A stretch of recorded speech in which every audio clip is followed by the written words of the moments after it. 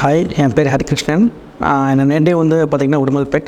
நான் ஸ்கூலிங் அங்கே தான் முடித்தேன். காலேஜ் வந்து இங்கே கோயம்புத்தூரில் தான் கிருஷ்ணாதித்யாவில் படித்தேன். ஸ்கூலிங் படிக்கும் போதே பார்த்திங்கன்னா எனக்கு வந்து ஒரு ஐடியில் ஒரு இன்ட்ரெஸ்ட் இருந்துச்சு.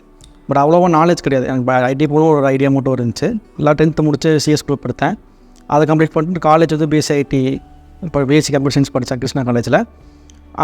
அப்போவுமே லாக்டவுன் பீரியடில் தான் நான் இந்த ஃபஸ்ட்டு 6 months தான் காலேஜ் போனேன். அப்புறம் அதுக்கப்புறம் ஃபுல்லாக லாக்டவுன் தான், வீட்டில் தான் இருந்தேன். செல்ஃப் லேர்ன் பண்ணுற மாதிரி தான் இருக்கும். அதனாலே அவ்வளோவா அந்த ஐடியா அவ்வளோவா லேர்ன் பண்ண மாதிரி இல்லை எனக்கு. ஸோ வந்துட்டு அந்த இதில் தான் இருந்தேன். ஸோ ஸ்ட்ரகிள் ஆகிட்டு தான் இருந்தேன். காலேஜ் முடிச்சதுக்கப்புறமே ஒரு ஐடியாவும் இல்லை, பிளாங்க். காலேஜ் போயிருந்தால் கூட ஏதாவது ஒன்று எக்ஸ்பீரியன்ஸ் இருக்கும், டீச்சரோட ஏதாவது இதுன்னு இருக்கும். இப்போ எதுவுமே இல்லாதனால கொஞ்சம் ஸ்ட்ரகிள் ஆகிட்டு தான் இருந்தேன். முடிச்சதுக்கப்புறம் என்ன பண்ண போகிறோம் அப்படி ஐடியாவே இல்லாமல் தான் இருந்தேன். 2022 பாஸ் அவுட் ஆனேன். நான் முடிச்சதுக்கப்புறம் பார்த்தீங்கன்னா என் ஃப்ரெண்டு இந்த Codespot இது மாதிரி ரெஃபர் பண்ணேன். அதுக்கப்புறம் நான் இங்கே வந்து ஜாயின் பண்ணதுக்கப்புறம் பார்த்தீங்கன்னா அப்போயுமே ஒரு 0 knowledge தான் உள்ளே வந்தேன். நான் ஐடி பற்றி என்ன எப்படி இருக்கும், என்னென்ன படிக்கணும் எதுவுமே தெரியாமல் 0 knowledge தான் உள்ளே ஜாயின் பண்ணேன். இங்கே ஜாயின் பண்ணதுக்கப்புறம் பார்த்தீங்கன்னா ஃபர்ஸ்ட் இம்ப்ரெஷன் அப்படின்னு பார்த்தீங்கன்னா என்விரான்மெண்ட்.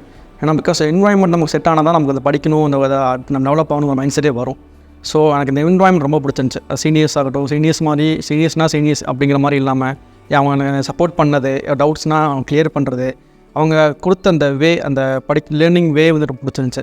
ஒரு ரோட் மேப் மாதிரி போட்டு கொடுத்து இதெல்லாம் ஃபாலோ பண்ணணும் அப்படின்னு சொல்லி அதுக்கு இடையில வந்து ரிவ்யூஸ் மாதிரி வச்சு எங்கே லேக் ஆகுறேன், நான் எதை டெவலப் பண்ணிக்கணும் அந்த மாதிரி சொன்னாங்க.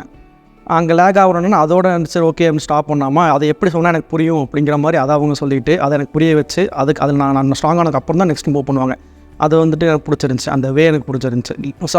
அந்த சப்போர்ட் பண்ணுறது அந்த டிஎல் ஆகட்டும், சீனியர்ஸ் ஆகட்டும், எல்லாருமே வந்துட்டு எவ்வளோ டைம்ஸ் என்ன டவுட்ஸ் கேட்டாலும் எப்படி சொன்னாலும் புரியுமோ அந்த மாதிரி சொல்லி கொடுப்பாங்க. இப்போ ஒன்று கேட்குறேன் புரியல, ஒன்று ஐடியா சொல்கிறாங்க அப்படின்னா அந்த மெத்தட் எனக்கு கிளியராக இல்லை அப்படின்னா அவங்க எனக்கு எப்படி சொன்னால் புரியுங்கிற அவங்க தெரிஞ்சுட்டு அந்த மாதிரி சொல்லி தந்தாங்க. அதான் ரொம்ப பிடிச்சிருந்துச்சி. ஸோ அவங்க இந்த மாதிரி சப்போர்ட் பண்ணும்போது நான் வந்துட்டு இப்போ 0ல் ஸ்டார்ட் பண்ணது இப்போ வந்துட்டு ஒரு ஃபுல் ஸ்டாக் டெவலப் பண்ணுற அளவு நான் படித்தேன். HTML ஸ்டார்டிங்லேருந்து படித்தேன் நான். HTML, CSS, JavaScript, Bootstrap step by ஸ்டெப்பாக மூவ் பண்ணாங்க எனக்கு சொல்லித்தரதுக்கு. நிறையா லேர்ன் பண்ணிக்கிட்டேன். இப்போ நான் டொமைனாக PHP Laravel வந்துட்டு எனக்கு கொடுத்தாங்க, இது படிச்சுட்டு இருந்தேன்.